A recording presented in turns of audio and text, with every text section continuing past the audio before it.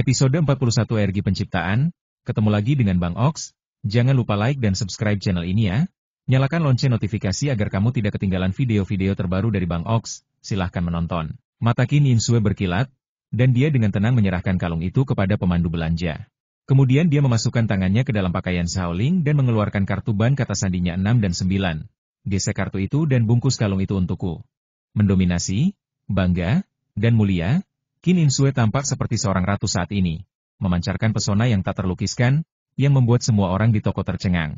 Pemandu belanja sepertinya terintimidasi oleh momentum Qin Insue, dan dengan hati-hati mengambil kartu ban. Oke, Nyonya, harap tunggu sebentar. Wanita sialan, apakah kamu bercanda? Chas berteriak dengan marah. Qin Insue bahkan tidak mempedulikannya. Dia hanya menjentikan kukunya dengan ekspresi acuh tak acuh, lalu menopang dagunya dengan tangannya dan mengedipkan matanya untuk mengagumi perhiasan lainnya. Ia tidak tertarik berdebat dengan Chas. Hal itu akan membuat orang marah dan tidak baik bagi janinnya. Tentu saja, ini saatnya sang pria untuk muncul. Jika tidak, bagaimana ia bisa menunjukkan pentingnya suaminya? Zhao Ling segera mengerti dan mengambil langkah maju untuk berdiri tepat di depan Chas. Haha, saudaraku, tolong jangan kejam pada istriku, atau aku akan memukulmu begitu keras hingga ibumu pun tidak akan bisa mengenalinya. Anda. Dia memiliki senyuman di wajahnya, tapi kata-katanya sama sekali tidak sopan. Chaston sangat marah hingga wajahnya memerah. Apa katamu? Beraninya kau berbicara seperti ini padaku. Sial, apa kau tahu siapa aku? Melihat kemarahan tuan mereka, pengawal di sekitarnya segera bergegas maju dan mengepung Zhao Ling dan Qin Insue dengan kekuatan yang ganas. Jennifer sedikit mengernyit dan berkata, Chas, berhentilah membuat masalah, ayo pergi. Natasha, jangan khawatir tentang ini. Keturunan keluarga Ford kita tidak akan pernah dihina. Chas melambaikan tangannya sambil mencibir. Saat ini, wanita pemandu belanja telah selesai menggesek kartu dan datang. Dia jelas sedikit takut dan wajahnya menjadi pucat. Dikelilingi oleh lebih dari selusin pengawal yang kuat, orang biasa akan ketakutan. Namun, Qin Insue pura-pura tidak memperhatikan dan mengambil kartu ban dan kotak berisi kalung dari pemandu belanja. Dia memasukkan kembali kartu ban itu ke dalam saku Zhao Ling, lalu membuka kotak itu dan berbisik, suamiku, bisakah kamu membantuku memakai kalung itu? Oke. Zhao Ling tersenyum tipis, mengambil kalung itu, menaruhnya di atas Qin Insue dengan lembut, lalu berkata ke cermin, haha, istriku masih sangat cantik, kalung ini bagus, sangat cocok denganmu. Benarkah? Hehe, kamu membuat pilihan yang baik. Qin Insue berkata malu-malu dengan wajahnya yang memerah. Keduanya begitu mesra sehingga seolah-olah mereka bukan orang lain, tidak memperhatikan selusin pengawal di sekitar mereka. Mata Chas menyala-nyala dan dia berkata dengan marah, beri mereka pelajaran, bajingan sialan. Setelah mendengar ini, seorang pengawal segera berjalan dan meninju wajah Zhao Ling. Tetapi Zhao Ling bahkan tidak melihatnya, dan masih berbisik kepada Qin Insue. Sementara Qin Insue juga tersenyum, seolah dia tidak peduli sama sekali bahwa suaminya dipukuli. Pelanggan lain di sekitarnya, serta para wanita pemandu belanja, sudah berseru.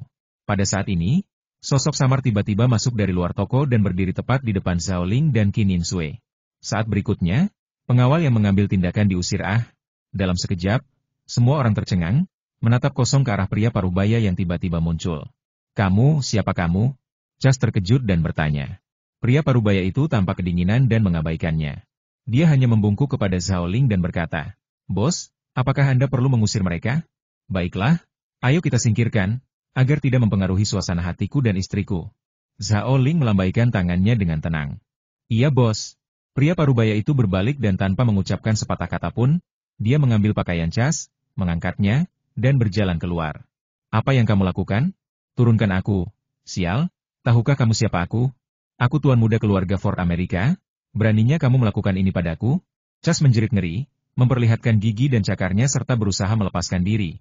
Namun sayang tangan pria parubaya itu seperti tan besi, dan ia tidak bisa melepaskannya meski sudah berusaha sekuat tenaga. Di toko perhiasan, Chas melolong seperti babi yang dibunuh. Melihat tuannya dibuli seperti ini, tentu saja para pengawalnya menolak dan langsung bergegas menghampirinya.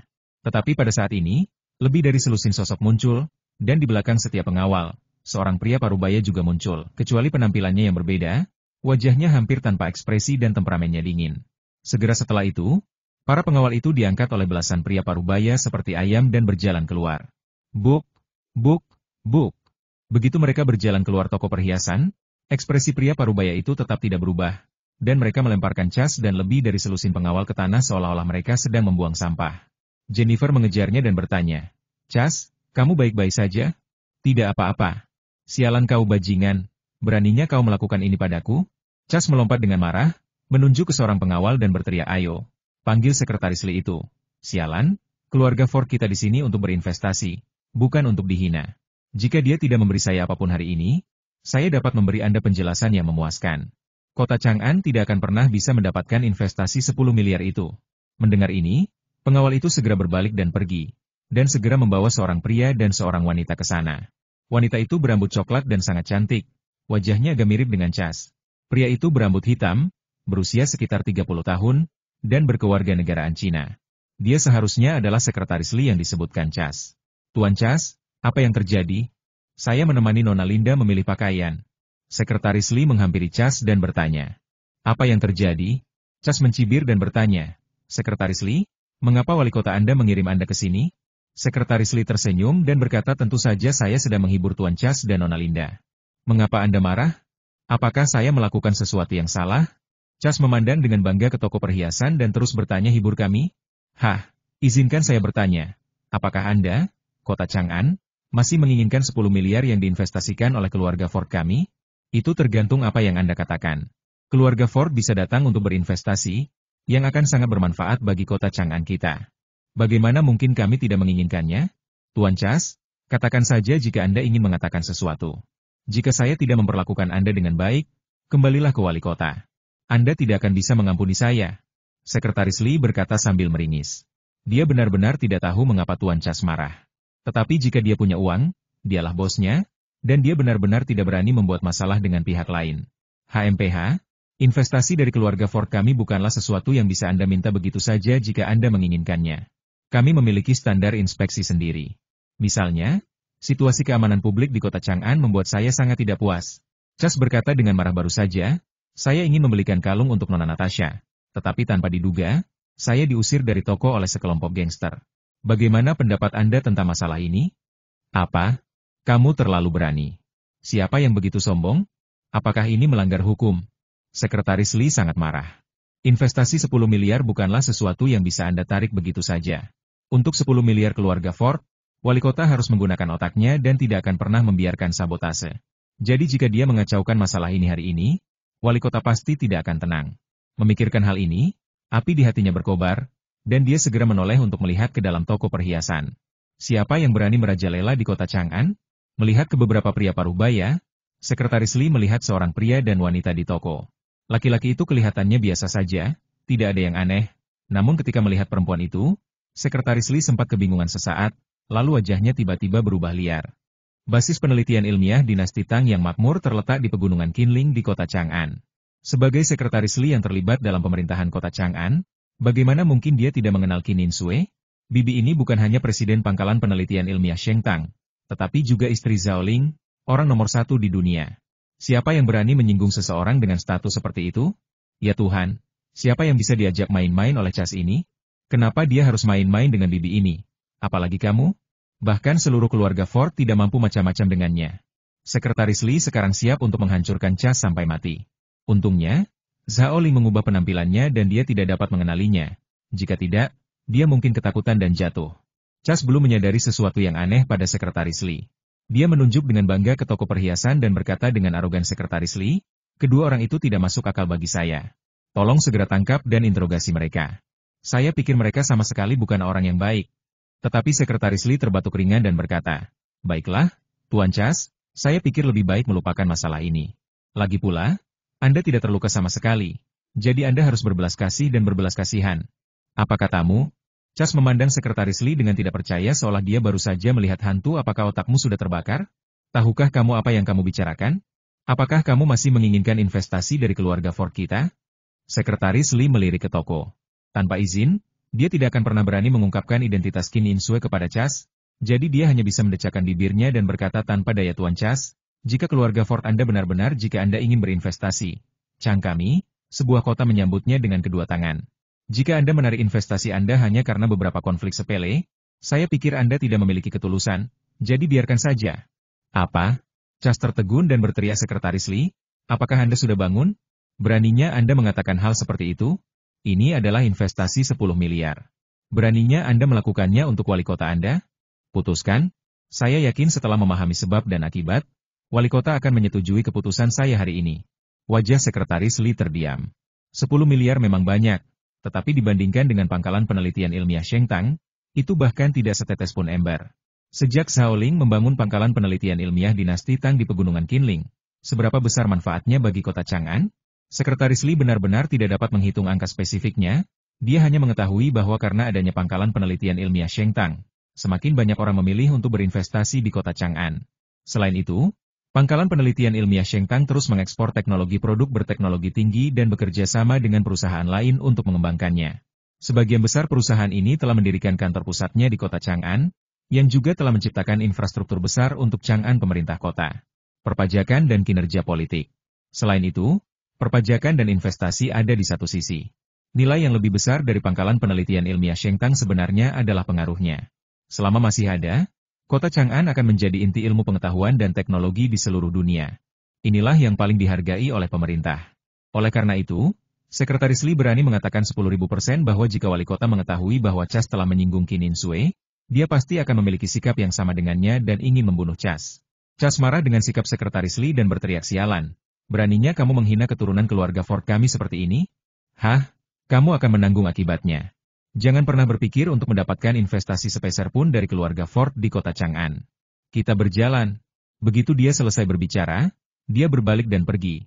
Segera diikuti oleh saudara perempuannya dan sekelompok pengawal. Pencuri wanita Jennifer menggelengkan kepalanya dan berpikir Cha sangat marah sehingga dia belum menyadari bahwa sikap Sekretaris Li tiba-tiba berubah 180 derajat. Bagaimana bisa tanpa alasan? Jelas ada yang salah dengan dirinya. Identitas pria dan wanita tidaklah sederhana. Harus dikatakan bahwa identitas mereka cukup besar sehingga Sekretaris Li dapat menyinggung keluarga Ford. Hehe, tapi ini tidak ada hubungannya denganku. Aku tidak peduli apakah keluarga Ford hidup atau hidup. Lebih baik mencapai tujuan dan pergi secepatnya. Melihat Chas dan yang lainnya pergi, Sekretaris Li membungkuk sedikit ke arah toko perhiasan, lalu berbalik dan pergi, sambil mengeluarkan ponselnya untuk menelepon. Hei, wali kota, sesuatu baru saja terjadi. Tuan Chas itu dan... Dia melaporkan apa yang terjadi melalui telepon, dan setelah beberapa saat dia tersenyum perlahan dan berkata haha, wali kota, Anda telah memberi saya hadiah. Ini tidak sebaik ajaran Anda yang biasa, tapi Chas itu terlalu picik. Aku menyinggung perasaannya. Siapapun yang jahat pasti menyinggung perasaan bibi itu. Bukankah itu sebabnya kamu membuat dirimu tidak nyaman? Di toko perhiasan, Zhao Ling terkekeh dan berkata, Inshui, aku tidak menyangka kamu akan menjadi bibi. Mau bagaimana lagi? Siapa yang memintaku menikah dengan suami yang baik? Qin Inshui tersenyum menawan. Tiba-tiba, dia bertanya dengan curiga ngomong-ngomong, aku baru menyadari bahwa caramu memandang Natasha salah. Katakan padaku, apakah kamu melakukan kebiasaan lamamu lagi? Kehilangan akal sehat saat melihat wanita cantik? Lihat apa yang kamu katakan, kapan aku mengalami masalah ini? Zhao Ling merasa malu dan menjelaskan saya pernah melihat wanita itu sebelumnya. Namanya bukan Natasha, tapi Jennifer Winslet. Dia pencuri. Saya kira dia mengikuti Chas itu dan dia pasti tidak punya ide bagus. Keduanya sedang berbicara dan bersiap untuk pergi. Tetapi pada saat ini, ponsel Zhao Ling tiba-tiba berdering siapa yang menelepon saat ini? Dia sedikit mengernyit dan menjawab telepon dan bertanya halo. Siapa ini? Ya, saya Zhao Ling apa? Apa yang terjadi? Apakah ada yang tertangkap? Oke, saya akan bergegas secepat mungkin. Apa yang terjadi? Qin Inshui bertanya dengan aneh. Zhao Ling menutup telepon dan berkata dengan tatapan serius Shen Hongtu terbunuh. Dan dia berada di ruang interogasi kantor polisi. 2 petugas polisi juga dibunuh bersama-sama. Selain itu, Shen Hongtu ingin datang kepadaku. Dikatakan bahwa ada beberapa hal yang beberapa orang menghalangi promosi ramuan penguat untuk dibicarakan denganku. Apakah seseorang mencoba membungkam seseorang? Wajah Qin Inshui serius, kamu benar-benar berani membunuh orang di kantor polisi. Tampaknya orang di baliknya tidak sederhana. Dan orang ini jelas takut membiarkanmu melihat Shen Hongtu. Kalau tidak, dia tidak akan seperti ini. Terburu-buru membunuh. Baiklah, ayo pergi. Aku akan mengantarmu kembali dulu, lalu pergi ke kota Fuyun. Sayangnya, aku tidak menyangka harus pergi ke sana lagi setelah aku kembali. Ada banyak hal. Su menghela nafas dan meninggalkan perhiasan itu di toko Qin Inshui. Setelah mengirim Qin Inshui pulang, Zhao Ling terbang ke kota Fuyun secepat mungkin. Ketika dia tiba di kantor polisi, dia tiba-tiba melihat Zhong Zheng, yang sudah lama tidak dia lihat. Zhong tua, kenapa kamu ada di sini? Zhao Ling bertanya dengan heran. Wajah Zhong Zheng serius, ini bukan tentang kasus Shen Hongtu. Kasus ini kemungkinan besar melibatkan pasukan asing, jadi staf umum kami mengambil alih.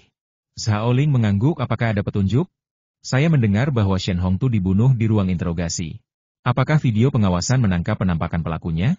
Jangan mengandalkan video pengawasan, karena seluruh ruang pengawasan diledakkan, dan semua rekaman pengawasan hancur berkeping-keping. Selain itu, jenazah saya sudah diperiksa. Orang yang melakukannya sangat profesional dan kuat. Kemampuan bertarung. Sangat mungkin itu telah diperkuat dengan ramuan penguat, karena kedua petugas polisi itu bahkan tidak memiliki kemampuan untuk melawan. Kata Zhong Zheng sambil mengerutkan kening. Tidak ada petunjuk sama sekali. Ini benar-benar merepotkan. Zhao Ling mengerucutkan bibirnya dan tiba-tiba berkata, Zhong Tua, bawa aku ke ruang pemantauan untuk melihatnya? Kami telah memeriksa ruang pengawasan dan tidak menemukan petunjuk berguna. Haha, Lau Zhong, jangan salahkan saya karena mempertanyakan kemampuan profesional Anda. Faktanya, Anda mungkin tidak dapat menemukan beberapa hal, tetapi saya bisa. Seperti yang Anda tahu, saya memiliki beberapa kemampuan khusus. Ya, kenapa aku melupakan kemampuanmu? Ayo pergi. Zhong Zheng terkejut dan berpikir mungkin Zhao Ling akan menemukan sesuatu, jadi dia segera pergi ke ruang pemantauan. Saat ini, ruang pemantauan telah ditutup. Polisi telah memasang garis polisi di sekelilingnya dan tidak mengizinkan siapapun masuk. Dinding di dalam ruang pemantauan gelap, dan pecahan peralatan pemantauan berserakan di lantai sepertinya berantakan. Mengikuti Zhong Zheng ke ruang kendali, Zhao Ling melihat sekeliling dan berpikir, Zhong Zheng dan yang lainnya semuanya adalah ahli investigasi profesional. Karena mereka telah memeriksa ruang kendali, kecil kemungkinannya ada petunjuk yang tersisa di sini. Dalam hal ini, yang perlu dia periksa adalah beberapa tempat tersembunyi yang tidak bisa diperhatikan orang lain. Memikirkan hal ini, Zhao Ling perlahan menutup matanya, lalu melepaskan ledakan energi manufaktur, menutupi seluruh ruang pemantauan, dan mulai mencari inci demi inci, tanpa melewatkan detail apapun. Zhong Zheng berdiri di belakang dan memandang Zhao Ling dengan penuh harap di dalam hatinya. Zhao Ling telah mengejutkannya lebih dari sekali sejak mereka bertemu. Kali ini pembunuhnya sangat profesional dan hampir tidak meninggalkan petunjuk berguna, sehingga membuat penyelidikan menjadi sulit. Kasus Shen Hongtu jelas tidak sederhana. Secara umum, semakin cepat petunjuk ditemukan dalam kasus seperti ini, semakin baik penyelidikannya. Jika ditunda, kemungkinan besar rantai petunjuknya akan terputus pada akhirnya. Hah? Tiba-tiba, Zhao Ling membuka matanya dan berjalan cepat ke sebelah barat ruang pemantauan, di mana deretan peralatan pemantauan ditempatkan, tetapi sudah hancur berkeping-keping. Mata Zhong Zheng berbinar dan dia segera mengikutinya. Bagaimana kabarmu? Apakah kamu menemukan sesuatu? Saat dia mengatakan itu, matanya tertuju pada peralatan pemantauan. Yah, kuharap ini berguna. Zhao Ling mengangguk dan menurunkan peralatan pemantauan dengan rapi. Zhong Zheng salah menebak. Tujuannya bukan ini. Saat peralatan pemantauan dipindahkan satu demi satu, hanya sebuah meja yang tersisa di tempat. Zhao Ling mengangkat meja itu dengan satu tangan, lalu menunjuk ke celah di kaki meja dan berkata, petunjuknya ada di sini. Tunggu. Semenit.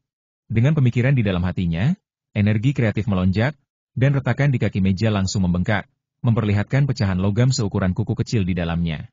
Apa ini? Zhong Zheng bertanya dengan heran. Zhao Ling mengerutkan bibirnya. Jika tebakanku benar, ini pasti pecahan baterai yang digunakan dalam alat peledakan bom.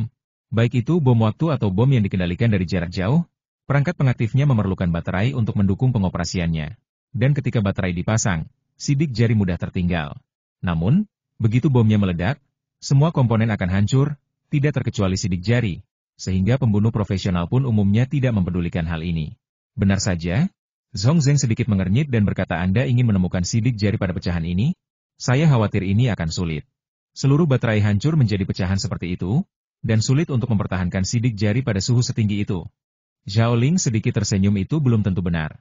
Menurut hukum, prinsip pertukaran material Lochcart, objek apapun yang bersentuhan satu sama lain akan bertukar informasi material satu sama lain.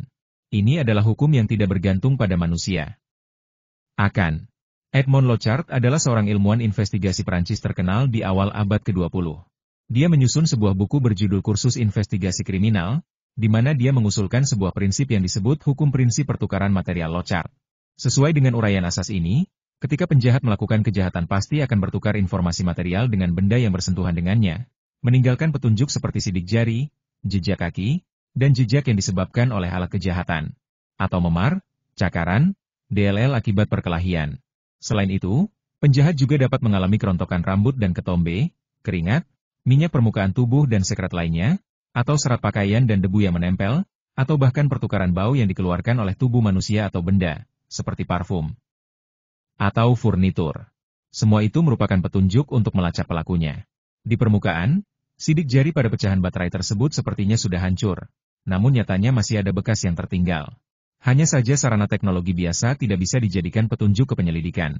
Apa itu sidik jari? Padahal, sidik jari merupakan garis timbul pada permukaan jari, dan sidik jari itu sendiri tidak akan tercetak pada benda tersebut. Tubuh manusia mengeluarkan keringat, minyak, dan lain-lain. Dan benda-benda tersebut terbungkus dalam sidik jari dan akan tertinggal di permukaan suatu benda bila bersentuhan. Ini seperti segel yang kering tidak dapat mencetak apapun. Baru setelah diwarnai dengan bantalan tinta barulah pola pada segel dapat tercetak di atas kertas.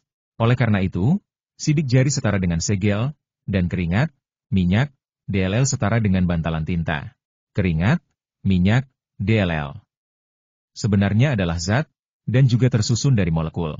Meskipun sidik jarinya telah hancur, Zhao Ling percaya bahwa pasti ada molekul keringat dan minyak yang tersisa pada pecahan baterai. Hal-hal ini mungkin tidak berguna bagi orang lain, tetapi Zhao Ling dapat menggunakan energi asli produksi untuk mengekstraksi residu molekuler ini, dan kemudian menggunakan lokasi residu molekuler ini sebagai simpul spasial untuk memungkinkan Roh Kudus menghitung kombinasi pola sidik jari yang paling mungkin. Datang. Zhao Ling menarik napas dalam-dalam dan menciptakan energi mentah untuk menutupi pecahan baterai. Kesadarannya mengikuti dan dengan cepat membuka keadaan mikroskopis. Tiba-tiba, seluruh pecahan baterai terus membesar, dan tak lama kemudian muncul pemandangan molekul yang terakumulasi satu persatu. Dia dengan hati-hati mengekstraksi molekul-molekul keringat dan minyak, dan menghafal susunan spasial molekul-molekul ini. Akhirnya, dia membentuk model pola kacau yang terdiri dari molekul-molekul yang tak terhitung jumlahnya dalam kristal energi asli. Roh Kudus, giliranmu, kata Zhao Ling dalam hatinya. Oke, tunggu sebentar, jawab Roh Kudus, dan segera mulai menyimpulkan model pola yang berantakan, hanya untuk melihat garis-garis, yang mulai terus-menerus menghubungkan antar molekul. Setelah beberapa saat, model sidik jari muncul satu persatu di batu kristal asli. Ini adalah kombinasi pola sidik jari yang paling mungkin dihitung oleh Roh Kudus.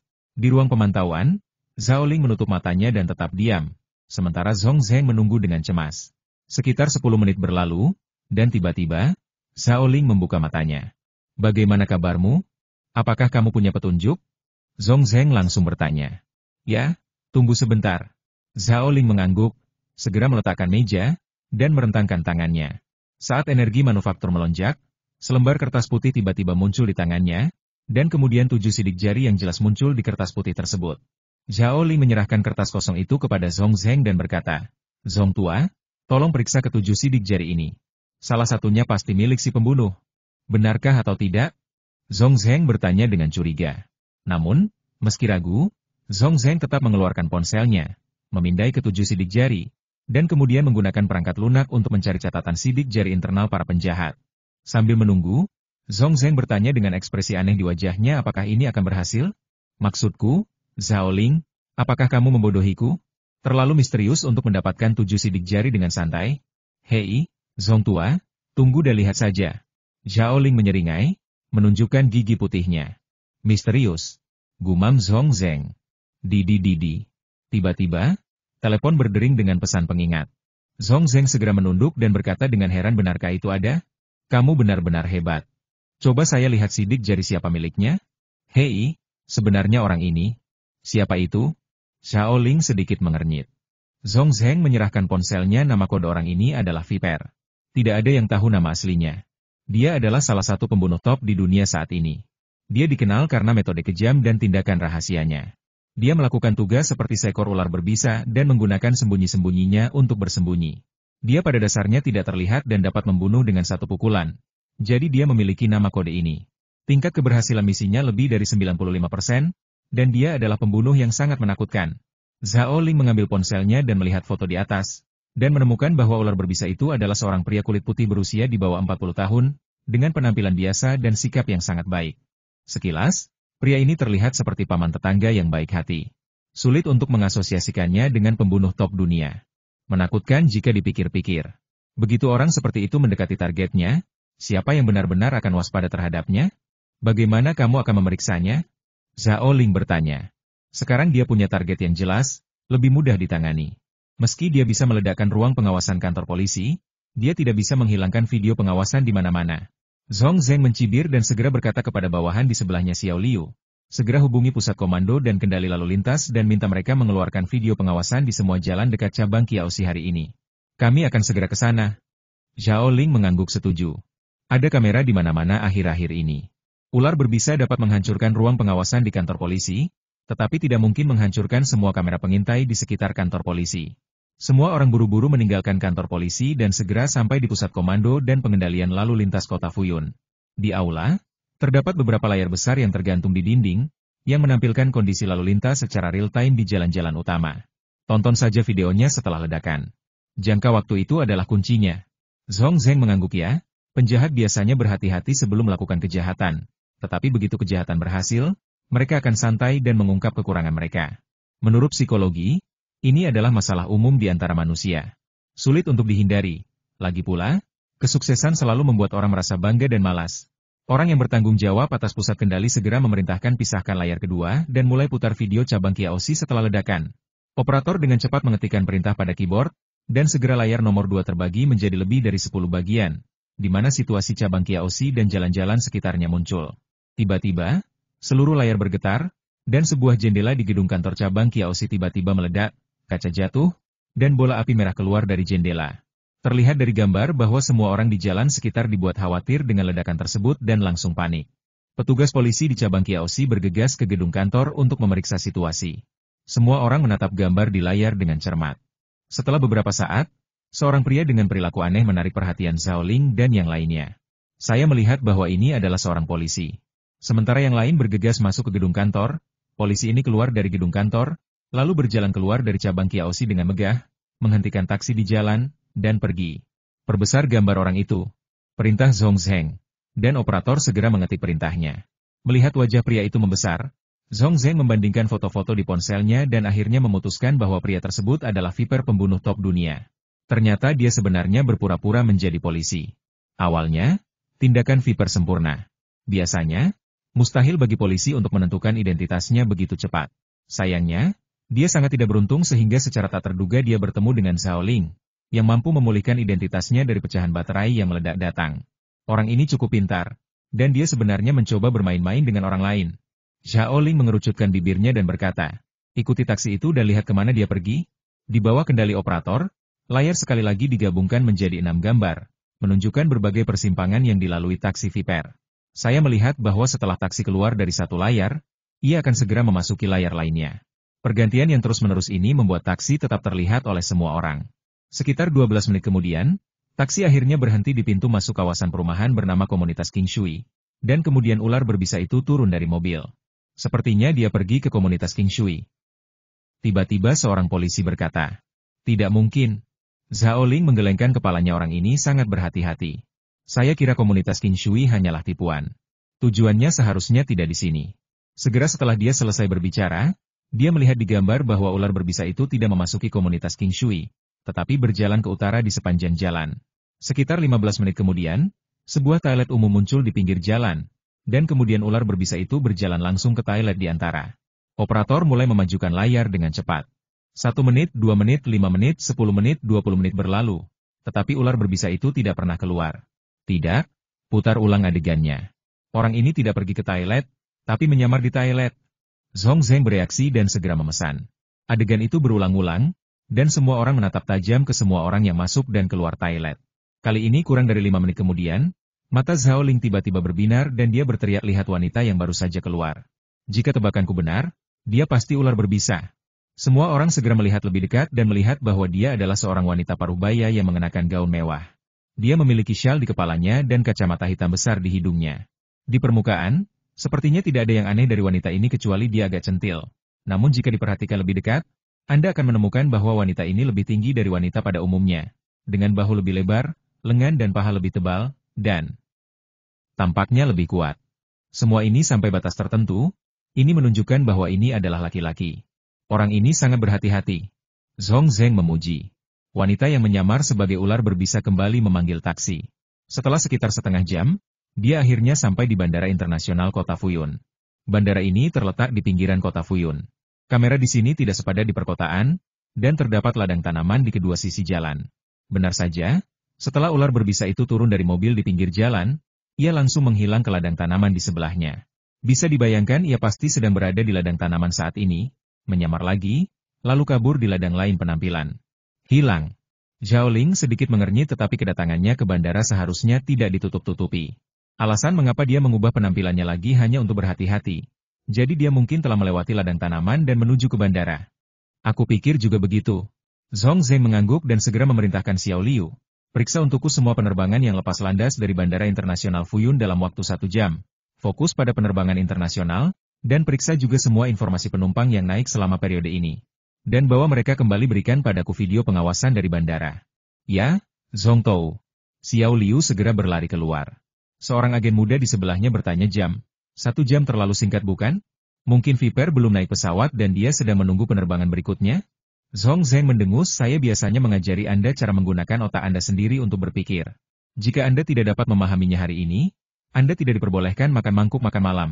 Agen muda itu menciutkan lehernya dan berkata sambil tersenyum, Zhong Zuo. Kamu juga tahu bahwa aku paling takut kelaparan. Bisakah kita menghukumnya dengan hal lain? Dasar bocah nakal, kamu benar-benar berani menawar denganku. Zhong Zheng tertawa dan memarahi, pikirkan saja untukku. Jika kamu tidak dapat memahami pertanyaan sederhana seperti itu, kamu tidak akan mendapat poin dalam penilaian bulan ini. Tidak, tolong lepaskan aku Zhong Tou, kata agen muda itu dengan wajah sedih. Zhao Ling tersenyum tipis dan sudah mengetahui mengapa Zhong Zheng hanya menginginkan penerbangan dalam waktu 1 jam. Hanya 2 jam telah berlalu sejak ledakan, dan video pengawasan menunjukkan bahwa Viper tiba di bandara sekitar 1 jam yang lalu. Menurut akal sehat, penerbangan yang dilakukan oleh Viper mungkin belum lepas landas, namun nyatanya jika dipikir-pikir baik-baik, tidak demikian. Dilihat dari semua video barusan, terlihat jelas bahwa semua tindakan ular berbisa ini telah diperhitungkan secara akurat. Dia telah dengan jelas memikirkan apa yang harus dia lakukan setiap saat sebelumnya, sehingga dia dapat mencegah kecelakaan semaksimal mungkin sejauh mungkin. Peristiwa terjadi. Sekarang semuanya sudah beres, waktu kedatangannya di bandara tidak akan jauh berbeda dengan waktu lepas landas penerbangan. Kemungkinan besar selisihnya kurang dari setengah jam, atau bahkan 10 menit. Dengan kata lain, ada kemungkinan 90% Viper telah meninggalkan Tiongkok dengan pesawat. Alasan Zhong Zheng memperpanjang waktu menjadi 1 jam hanyalah untuk berhati-hati. Lagi pula, tidak ada yang bisa menjamin apakah akan ada kecelakaan, seperti penerbangan tertunda atau semacamnya. Segera, video pengawasan Bandara Internasional Fuyun dan informasi penumpang yang naik pesawat diambil. Zhong Zheng segera meminta orang-orang untuk memasukkan informasi dan video pengawasan ke dalam komputer, dan kemudian menggunakan perangkat lunak khusus pengenalan tubuh manusia untuk membandingkannya dengan informasi Viper. Penyamaran memiliki batasan, kecuali seperti klan mata kebijaksanaan yang dapat mengubah tubuh mereka, tubuh energi klan Dewa Matahari, atau kekuatan manufaktur biru Shaolin, yang dapat mengubah karakteristik fisik mereka sesuka hati. Jika tidak, teknik penyamaran umum hanya dapat mengubah penampilan paling banyak, tetapi tidak dapat sepenuhnya mengubah ciri fisik. Dengan cara ini, perangkat lunak pengenalan tubuh manusia dapat digunakan untuk mengidentifikasi orang yang menyamar. Perangkat lunak ini berjalan sangat cepat. Setelah beberapa menit, terdengar bunyi bip, dan seorang lelaki tua tiba-tiba muncul di layar komputer. Pria ini berambut abu-abu, banyak kerutan di wajahnya, dan sosoknya agak bungkuk. Dia tampak berusia 60-an. Sepertinya dia adalah dia. Zhong Zheng mengetukkan jarinya ke meja Zhao Ling. Menurutmu apakah kita harus menangkapnya sesegera mungkin, atau melakukan pengawasan rahasia? Haha, Lao Zhong, kamu sudah membuat keputusan, mengapa kamu masih bertanya padaku? Zhao Ling tersenyum dan menggelengkan kepalanya, tentu saja kami mengawasinya secara diam-diam. Jangan beritahu ular itu dan lihat siapa dia masuk. Kontak dengan? Oke, orang ini sedang dalam penerbangan ke Kanada. Saya akan segera memberitahu orang-orang di sana untuk mengawasinya. Saya ingin melihat siapa orang itu. Dia sebenarnya berani membiarkan dia melakukan kejahatan di kantor polisi Cina kita. Sederhana saja, terlalu sombong. Ya. Zhong Zheng mendengus dingin. Kanada? Zhao Ling mengerutkan bibirnya, dan tatapan dingin muncul di matanya. Haha. Sepertinya kita harus pergi ke sana juga. Saat Zhao Ling dan yang lainnya berangkat untuk melacak ular berbisa tersebut di Kanada, Chas, tuan muda keluarga Ford, dan Jennifer, pencuri wanita, juga telah naik pesawat ke Kanada. Vancouver adalah kota pesisir di British Columbia, Kanada, merupakan kota terbesar di Kanada Barat. Industri film di sini cukup berkembang dan dikenal sebagai Hollywood Utara. Keluarga Ford adalah keluarga bisnis besar di Amerika Serikat, dengan pengaruh besar di seluruh Amerika Utara, dan mereka juga memiliki cabang di Vancouver. Setelah turun dari pesawat, Jennifer diantar oleh Chas menuju sebuah manor milik keluarga Ford di Vancouver. Tempat itu dijaga ketat dan pengawal yang berpatroli terlihat di mana-mana. Chas secara pribadi mengatur kamar untuk Jennifer, dan membawa Jennifer ke pintu kamar. Dia membuka pintu dan berkata dengan antusias, Natasha, kamu pasti sangat lelah setelah terbang beberapa jam. Masuk dan istirahat. Makan malam akan dilakukan. Akan segera. Tidak apa-apa, aku akan meneleponmu ketika waktunya tiba. Terima kasih, Chas, kamu pria yang sangat berhati-hati. Jennifer tersenyum menawan. Chas mengira dia anggun dan membungkuk sedikit. Haha. Suatu kehormatan bagi saya untuk melayani wanita cantik ini.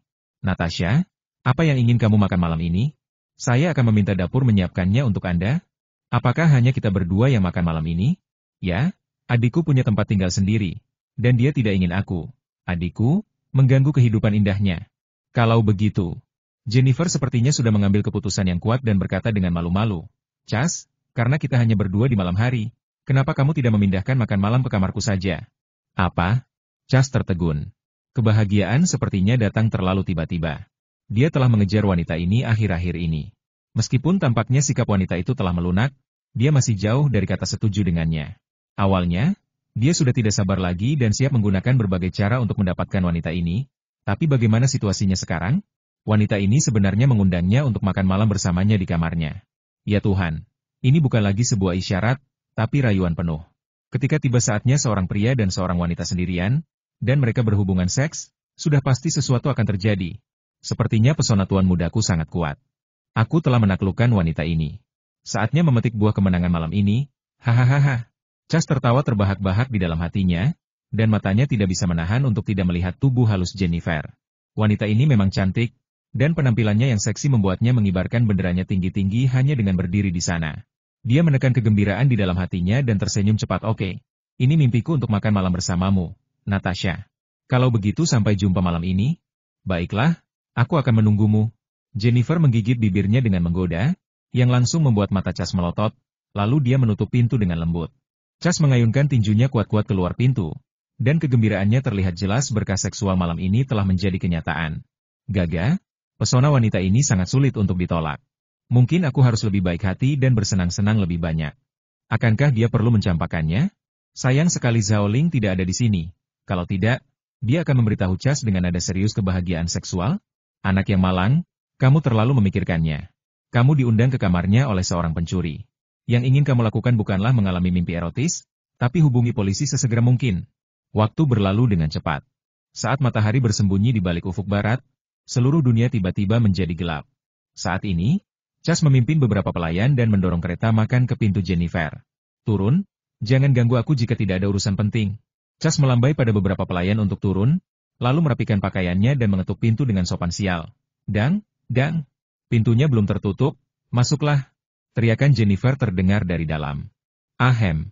Chas terbatuk, membuka pintu dan mendorong kereta makan masuk, lalu mengunci pintu dengan bacaannya kuat. Cantik, kamu milikku mulai hari ini. Tiba-tiba telinganya bergerak sedikit dan dia mendengar suara air mengalir. Dia berbalik dan menyadari bahwa sumber suara itu sebenarnya adalah kamar mandi wanita ini sebenarnya sedang mandi. Ya, sepertinya dia sedang bersiap-siap untuk mandi dan menungguku mandi. Tuan muda sangat beruntung. Memikirkan hal ini, hatinya dipenuhi dengan keindahan. Sayangnya, di kamar mandi saat ini air pancuran sedang mengalir. Namun Jennifer malah duduk di samping sambil bermain-main dengan ponselnya dengan bosan, tanpa mandi sama sekali. Setelah beberapa saat, ketika dia merasa waktunya hampir habis, dia meletakkan ponselnya, lalu melepas pakaiannya, memperlihatkan tubuhnya yang putih dan lembut yang membuat para pria tergila-gila. Dia menghadap ke cermin dan dengan lembut menyelipkan tangannya yang halus ke tubuh halusnya. Setelah menghargai dirinya sendiri, dia mengeluarkan satu set celana ketat hitam dari samping dan memakainya. Namun, pakaian yang menempel di tubuhnya dengan sempurna menggambarkan tubuh halusnya, membuatnya sangat seksi. Kemudian, dia mengambil jubah mandi dan memakainya, menutupi celana ketat di dalamnya. Hehe, setelah kamu berurusan dengan Chas idiot itu, sekarang saatnya untuk melakukannya. Mengambil tindakan, Jennifer membuka sedikit resleting celana ketat di dadanya dan menyembunyikan kedua kerat celana ketat itu di dalam jubah mandinya. Setelah memastikan tidak terlihat dari luar, dia membasahi rambut dan wajahnya dengan air panas agar terlihat seperti dia. Baru saja mandi. Setelah akhirnya memastikan tidak ada masalah, dia mematikan pancuran, membuka pintu dan berjalan keluar dengan anggun. Chas sudah menyiapkan makan malam di atas meja dan menunggu di luar. Saat mendengar pintu kamar mandi diketuk, dia langsung mendongak dan matanya melebar saat melihat Jennifer berjalan keluar dengan wajah kemerahan dan rambut basah. Wanita ini hanya memakai piyama. Sepertinya dia benar-benar sudah diserahkan oleh tuan muda ini dan siap mengorbankan dirinya. Dukun. Dia sangat gembira dan segera berbalik dan berjalan menuju meja Natasha. Makanannya sudah siap, ayo mulai makan. Oke. Jennifer berjalan mendekat dengan senyum menawan Cas. Bagaimana kalau kita minum dulu agar mood kita naik? Enak diminum, enak diminum. Wanita paling menarik saat mereka setengah mabuk dan setengah terjaga. Saking bersemangatnya Cas, ia segera mengambil anggur merah itu, membukanya, menuangkan 2 gelas, lalu menyerahkan segelas kepada Jennifer dengan penuh perhatian. Natasha, kamu cantik sekali hari ini. Terima kasih, Cas. Sulit sekali bagi pria manis bicara sepertimu untuk mencegah seorang wanita jatuh cinta. Jennifer mengambil gelas wine itu dan menyesapnya pelan-pelan. Bibir merah dan anggur merah saling melengkapi, yang langsung membuat Cas terengah-engah dan tersesat. Tentu saja, dia bahkan tidak menyadarinya. Jennifer dengan lembut meletakkan tangan kirinya di mulut botol anggur, dan kemudian bubuk putih jatuh diam-diam. Ditaburkan ke dalam anggur merah. Berikutnya tentu saja adegan minum-minum. Cas sudah terlanjur terpesona oleh kecantikannya. Di tengah kata-kata pujian Jennifer yang lembut, dengan bodohnya dia meminum 3 gelas wine, lalu menghilang tanpa bekas. Ini obat khusus. Biarpun kamu memperkuat fisikmu, aku jamin kamu tidak akan bangun dalam waktu 3 jam. Melihat Cas yang sedang tidur nyenyak di sofa, Jennifer mencibir dan segera berjalan dan mengeluarkan kunci brankas dan kartu elektronik dari saku Cas. Kemudian dia melepas jubah mandinya, menutup resleting celana ketat di dadanya, mematikan lampu dan keluar dari jendela. Saat ini hari sudah gelap, sebagian besar orang di Manor sudah tidur, hanya beberapa pengawal yang berpatroli di halaman. Jennifer berguling keluar jendela, lalu seperti tokek, dia menempel ke dinding dan naik ke lantai 2, di mana targetnya ada di ruang belajar. Haha, setelah berhari-hari bekerja, akhirnya aku mendapatkan sesuatu hari ini. Seperti dugaan Zhao Ling, Jennifer pasti punya niat buruk saat mendekati Cas, tuan muda keluarga Ford. Tujuannya adalah mencuri sebotol ramuan penguat yang disimpan Cas di brankas di ruang kerja. Di dunia sekarang ini, jika ada produk yang paling diminati orang, tentu saja ramuan penguatnya. Sayangnya, output dari produk ini sekarang sangat sedikit sehingga harganya pun menjadi cukup tinggi. Meskipun Jennifer telah menghasilkan banyak uang sebagai pencuri selama bertahun-tahun, tidak cukup baginya untuk membeli sebotol ramuan penguat untuk mencobanya, tetapi dia iri dengan fisiknya yang kuat. Jika Anda menginginkannya tetapi tidak punya uang untuk membelinya, apa yang harus Anda lakukan? Tentu saja aku menggunakan keahlian lamaku untuk mencurinya. Maka setelah beberapa kali pemeriksaan di tempat, Jennifer akhirnya memasang targetnya pada Cas, karena pemuda ini bodoh dan lebih mudah diserang. Kerja kerasnya membuahkan hasil. Setelah beberapa hari bekerja keras, dia akhirnya mendapatkan kata sandi brankas dari Cas, jadi dia akhirnya mulai mengambil tindakan hari ini. Beberapa saat kemudian, Jennifer memasuki ruang belajar. Untungnya, pengawal di Manor ini semuanya adalah orang biasa, jadi tindakannya bisa begitu lancar. Jika semua pengawalnya adalah orang yang diperkuat, dia tidak akan berani mengambil tindakan sama sekali. Ramuan penguat terlalu mahal, meski keluarga Ford kaya, mereka enggan memberikan ramuan penguat kepada pengawalnya, paling-paling, mereka hanya bisa memenuhi kebutuhan keturunan keluarga. Ngomong-ngomong soal ini, Jennifer merasa semakin bodoh terhadap Cas. Cas adalah keturunan dari keluarga Ford. Tentu saja, tubuhnya telah diperkuat dengan ramuan penguat. Masuk akal jika kekuatan bertarungnya harusnya sangat kuat orang. Dia hanyalah karakter yang tertindas. Ini mudah dimengerti. Ramuan penguatnya sama, tetapi fisik setiap orang berbeda. Dan apakah mereka pernah mengalami pelatihan tempur juga membuat efektivitas tempur setiap orang sangat berbeda. Sama seperti orang biasa yang belum ditingkatkan, mereka tetaplah manusia, namun ada orang yang cukup kuat untuk menjadi Bruce Lee atau O'Neal, ada pula yang lemah seperti ayam. Cas termasuk dalam kategori lemah. Orang ini jelas sudah diperkuat, namun ketika dia berkonflik dengan pasangan di toko perhiasan di kota Chang'an, Cina, dia tidak punya kemampuan untuk melawan pengawalnya. Dia membuangnya seperti ayam. Memikirkan hal ini, Jennifer menjadi sangat penasaran dengan pasangan aslinya. Kamu sangat boros sehingga kamu menggunakan ramuan penguat pada pengawalmu, dan kamu bahkan tidak tahu siapa mereka? Jennifer bergumam dalam benaknya dan mendekati rak buku dengan mudah. Dia mencari di rak buku berdasarkan ingatannya, dan segera menemukan salinan The Lord of the Rings.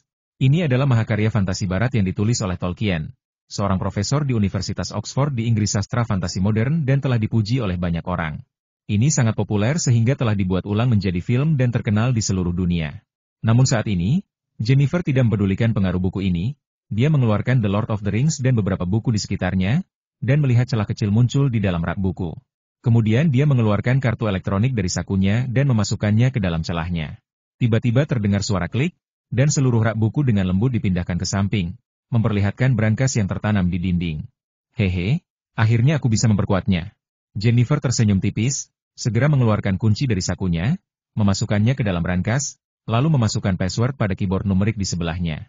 Dia membuka pintu dan melihat beberapa dokumen dan sebuah kotak hitam kecil di dalam brankas. Dia mengeluarkan kotak itu dan membukanya, dan melihat suntikan hijau tergeletak dengan tenang di dalam. Kami mengerti. Dia tidak berani menunda, dia segera menutup brankas, lalu berbalik dan pergi dengan kotak hitam kecil, dengan cepat menghilang ke dalam malam. 3 jam kemudian, raungan marah menembus langit malam. Ah, wanita sialan, beraninya kamu berbohong padaku dan mencuri. Aku akan membunuhmu. Ayo, segera kirimkan semua tanganmu untuk mencariku. Seluruh Vancouver, apapun yang terjadi, harus menemukan wanita itu untuk saya. Saya ingin melihat orang-orang hidup dan mati, dan yang paling penting adalah mendapatkan kembali kota itu dengan cara apapun. Dunia bawah tanah di Vancouver terguncang, dan banyak orang bingung. Yang mereka tahu hanyalah bahwa seluruh kekuatan keluarga Ford di Vancouver keluar dalam semalam dan mulai mencari di seluruh Vancouver. Bahkan tidak ada sudut tersembunyi pun yang luput. Selain mengerahkan tenaganya sendiri, keluarga Ford juga diam-diam menghubungi geng-geng besar di Vancouver untuk membantu mereka dalam pencarian. Seiring berjalannya waktu, berita tersebut perlahan-lahan bocor, dan orang-orang mengetahui bahwa seorang pencuri wanita telah mencuri ramuan penguat dari Chas, tuan muda keluarga Ford. Di permukaan, alasan mobilisasi keluarga Ford sepertinya sudah ditemukan, namun masih banyak orang yang bingung. Masuk akal jika seorang pemuda sombong seperti Chas, setelah ditipu oleh seorang wanita, harus sangat membenci wanita tersebut dan menangkapnya dengan cara apapun. Namun anehnya, para gangster besar diperintahkan untuk merebut kembali kotak hitam dan ramuan penguat di dalamnya dengan cara apapun. Tampaknya di mata Chas, merebut kembali kota itu lebih penting daripada balas dendam terhadap Jennifer. Di jalan yang gelap dan terpencil, puluhan pria berwajah galak maju ke depan. Mereka mencari di setiap sudut jalan dan hanya berbalik dan pergi setelah tidak menemukan apapun. Saat langkah kaki yang semrawut itu berangsur-angsur menghilang, tiba-tiba tempat sampah di pinggir jalan dibuka dari dalam. Lalu seorang wanita berbaju ketat turun dari sana. Jennifer bersembunyi di sudut yang gelap, dadanya naik turun dengan hebat saat dia terengah-engah, dan bau busuk di sekujur tubuhnya membuatnya mual sial. Apa yang sebenarnya terjadi? Dia tidak pernah membayangkan bahwa pencurian ini akan membawa masalah besar baginya. Kekuatan keluarga Ford di Vancouver hampir luar biasa. Sejujurnya, dia benar-benar bingung. Meskipun ramuan penguat sangat berharga, itu seharusnya tidak menimbulkan reaksi besar di keluarga Ford, bukan? Dan yang lebih aneh lagi adalah tujuan utama keluarga Ford sepertinya bukan untuk membalas dendam padaku, tapi untuk mengambil kembali ramuan penguat. Mungkinkah itu? Jennifer kaget dan tiba-tiba mengeluarkan kotak hitam kecil itu. Dia membuka kotak itu, mengeluarkan suntikannya, dan kemudian mulai memeriksa kotak itu dengan cermat. Sepertinya tidak ada masalah. Apa aku salah? Tapi jika itu hanya ramuan penguat, tidak akan begitu ya? Tiba-tiba, mata Jennifer melebar dan akhirnya dia menemukan petunjuk. Dia melihat sebuah sudut kecil samar-samar terangkat di bagian bawah kotak, seolah-olah ada sesuatu yang menempel di bagian bawah kotak. Memang ada rahasianya. Jennifer menjepit sudut kecil itu dengan kuku jarinya, lalu dengan lembut menarik film transparan. Tidak ada yang istimewa dari film itu. Dia melihat ke bagian bawah kotak dan akhirnya menemukan ada ratusan kata-kata kecil tertulis di atasnya. Sepertinya tidak ada arti khusus. Jennifer melihat dengan cermat dan menemukan bahwa susunan karakter kecil ini tidak beraturan, dan kalimatnya tidak koheren ketika dihubungkan satu sama lain. Seolah-olah seseorang sedang bosan dan menulis banyak kata di atasnya. Apakah itu benar-benar hanya omong kosong? Jennifer menggelengkan kepalanya dan langsung menolak dugaan itu.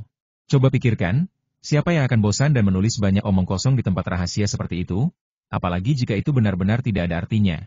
Mengapa keluarga Ford begitu dimobilisasi? Jika tebakanku benar, ini pasti mirip dengan kata sandi yang melewatkan kata.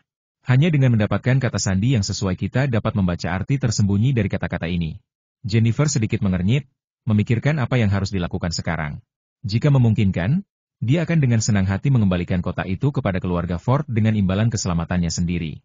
Sayangnya, dia memperkirakan meskipun kotak itu dikembalikan, keluarga Ford tidak akan melepaskannya.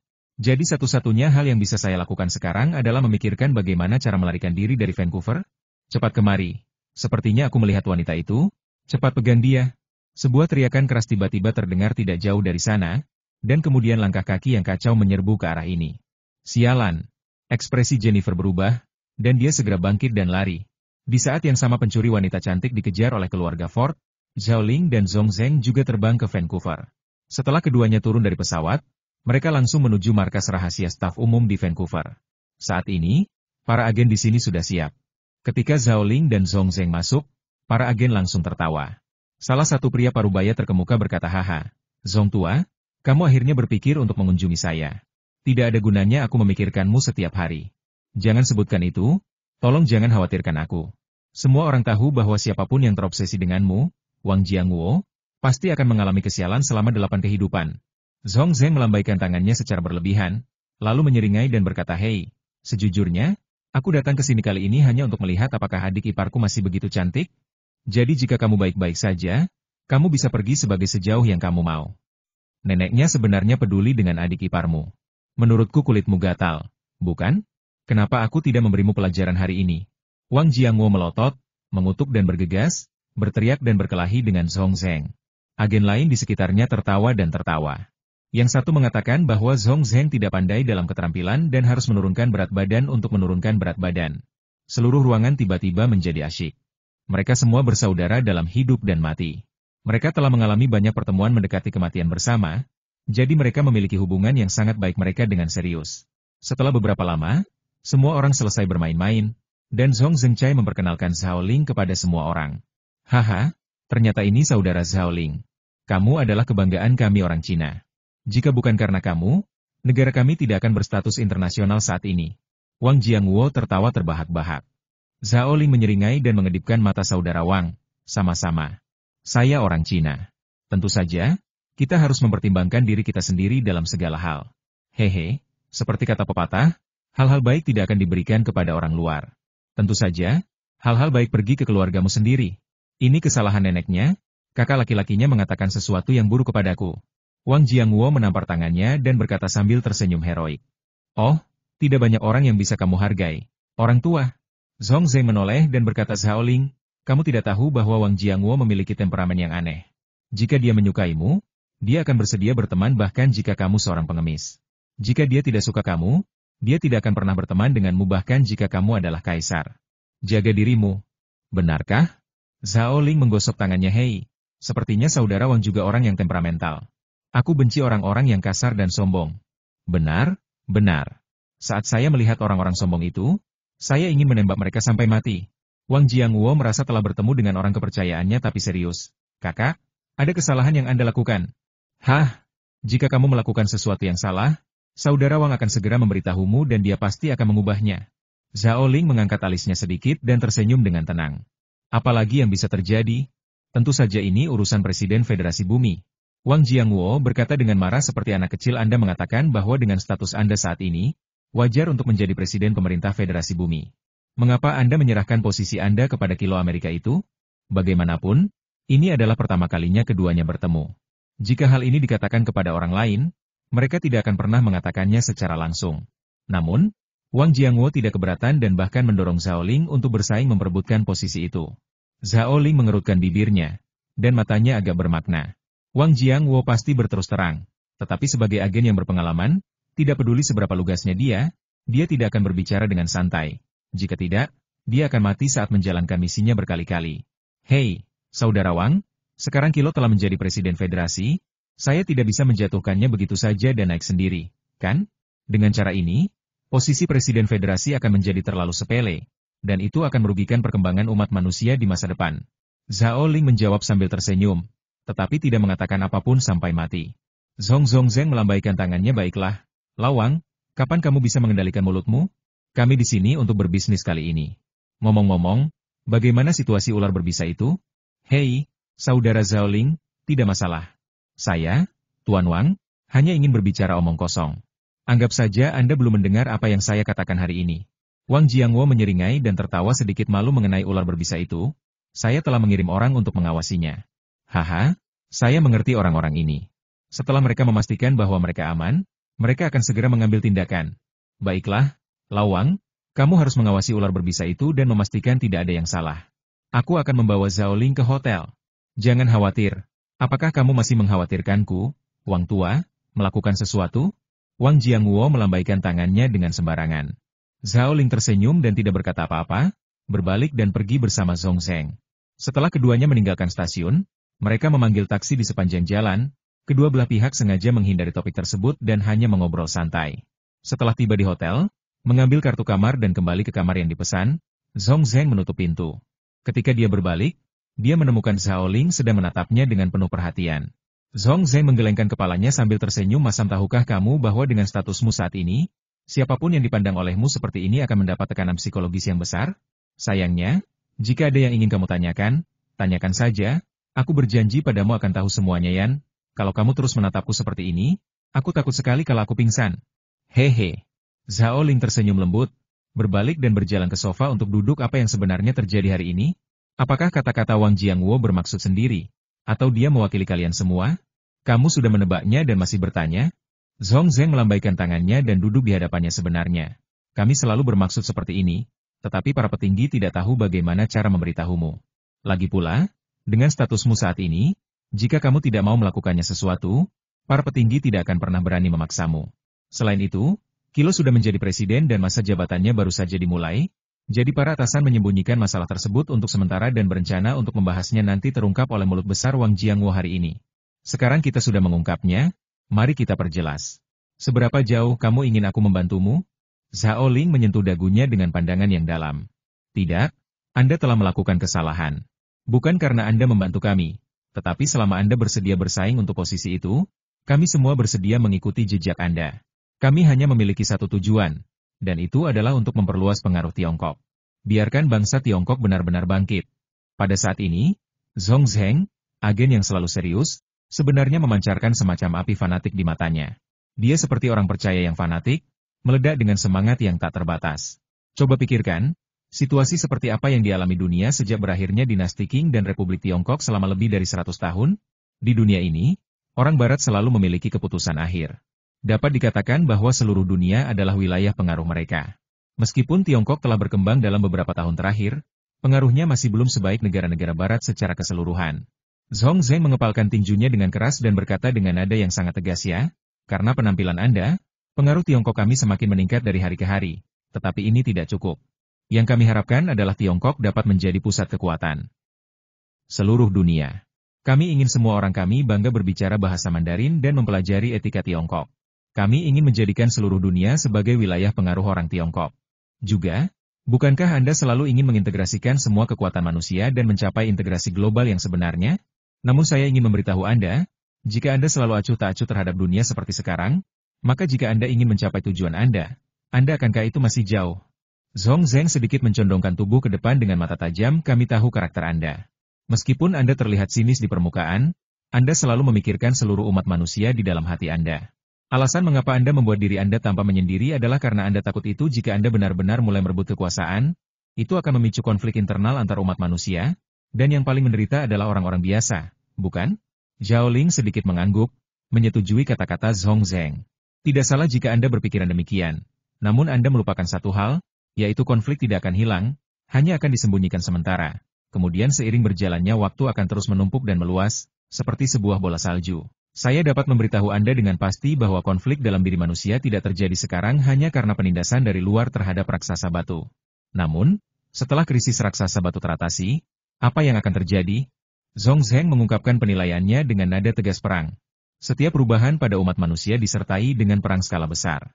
Segala sesuatu yang terjadi sekarang, termasuk keluaran teknologi tinggi yang berkelanjutan dari basis penelitian ilmiah Shengtang, juga ada.